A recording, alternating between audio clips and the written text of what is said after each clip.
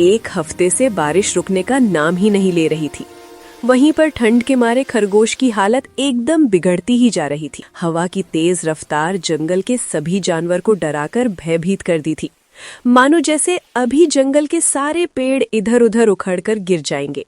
अरे, इस बार बादल कुछ ज्यादा ही भारी लग रहे हैं। बंदर भाई, लगता है बारिश फिर से आएगी।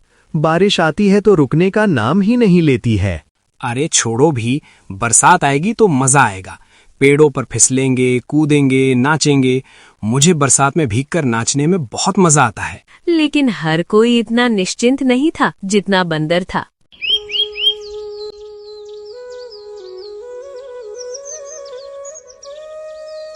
गधे भाई, देखो जंगल में अंधेरा सा होने लगा है।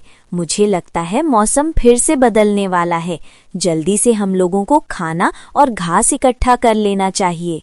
अरे बकरी बहन, हर साल तो बरसात आती है, कुछ नहीं होता है। तुम क्यों इतना परेशान होती हो? मेरी तरह रहो, बिना चिंता करे। इतना कहकर बकरी और गधा दोनों वहां से चले जाते हैं। गाय रास्ते से जा रही होती है, तभी देखती है कि जमीन पर दो छोटे छोटे शेर के बच्चे पड़े होते हैं और वहीं देखती है उसकी माँ भी बगल में मरी पड़ी है। हे भगवान, इतना मुसीबत कम था जो और एक मुसीबत आ गया बरसात की वजह से। वैसे ही जंगल में जानवर अपनी जान बचा रहे हैं और ये बेचारे बच्चे क्या करेंगे? लगता है मुझे ही अब बच्चों को देखना पड़ेगा। तभी वहां पर चलती हुई लोमड़ी आ जाती है। क्या हुआ बहन, इन शेर के बच्चों को अपने साथ क्यों लाई हो? देखो ना लोमड़ी बहन, ये बच्चे अकेले हो गए हैं। अब मुझे इन्हें अकेला नहीं छोड़ना चाहिए। तुम जानती हो, बरसात का दिन है। वो सब ठीक है, तुम अपने साथ में रख तो लोगी, लेकिन तुम्हें अपना दूध इन बच्चों को पिलाना पड़ेगा। हाँ, मैं अपने बच्चों की तरह इन्हें भी पाल लूंगा, उनकी देखभाल करूंगा। अब गाय जहां जहां जाती, शेर के दोनों बच्चे भी उसके साथ में जाते। फिर देखते ही देखते शेर के दोनों बच्चे बड़े हो जाते हैं। फिर बरसात की शुरुआत हो जाती है और सभी जानवर अपने अपने घरों में इकट्ठा हो जाते हैं। बरसात इतना तेज हो रही थी कि कोई भी जानवर अपने घरों से बाहर नहीं निकल पाता था। आज 3 दिन से बारिश हो रही है, रुकने का नाम नहीं ले रहा है। हम लोग गुफा में कब तक बैठे रहेंगे? तुम बिल्कुल सही कह रही हो। हम लोगों को यहीं रुकना चाहिए जब तक बारिश शांत ना हो जाए, और हमें बाहर बिल्कुल नहीं निकलना चाहिए। हम यहाँ सुरक्षित रहेंगे। वहीं पर बरसात में गधा और बंदर दोनों भीग रहे होते हैं। ठंड के मारे दोनों की बोलती बंद हो जाती है। हे भगवान, काश मुझे तोते की बात मान लेना चाहिए था और मुझे भी अपने घर में चले जाना चाहिए था, लेकिन मैं तो घर बनाया ही नहीं। मुझे भी बकरी की बात मान लेनी चाहिए थी। दोस्तों, आज हम जो कहानी सुनाने जा रहे हैं वो एक गरीब दोस्त और एक अमीर दोस्त पर आधारित है। तो कहानी की शुरुआत छोटू से होती है, जिसके पास फटे और पुराने जूते होते हैं। बेटा, स्कूल का टाइम हो गया है, जल्दी तैयार हो जाओ। माँ, मेरे जूते और फट गए हैं। छोटू के पास सिर्फ एक जोड़ी पुराने जूते थे। हर दिन वो उन्हीं में स्कूल जाता था।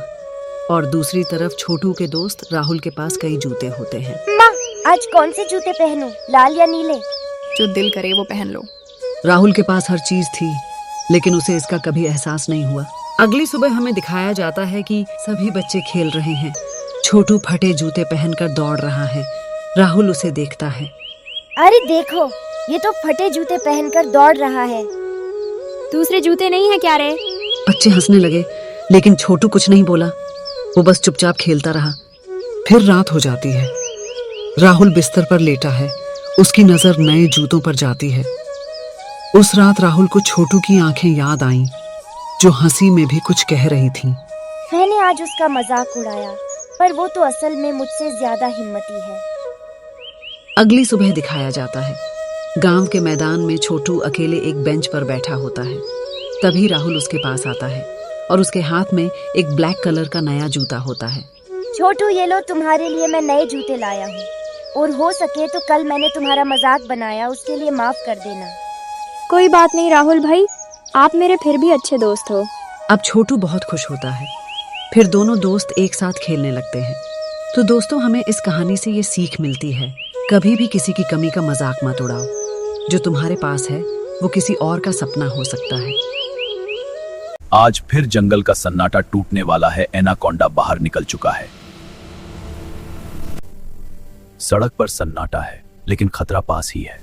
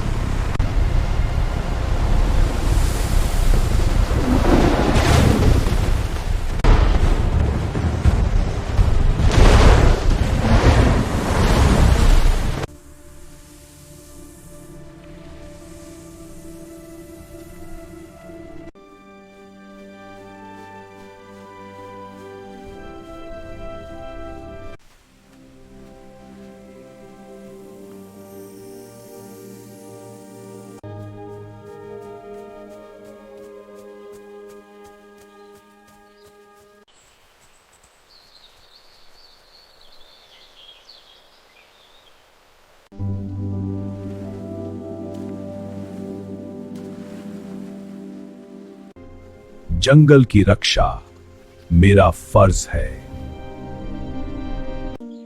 सब ठीक है, जंगल खुश है।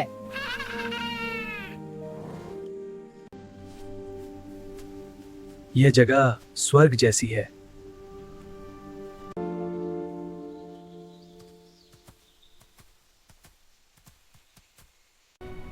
और वो मोड़ अब पास था।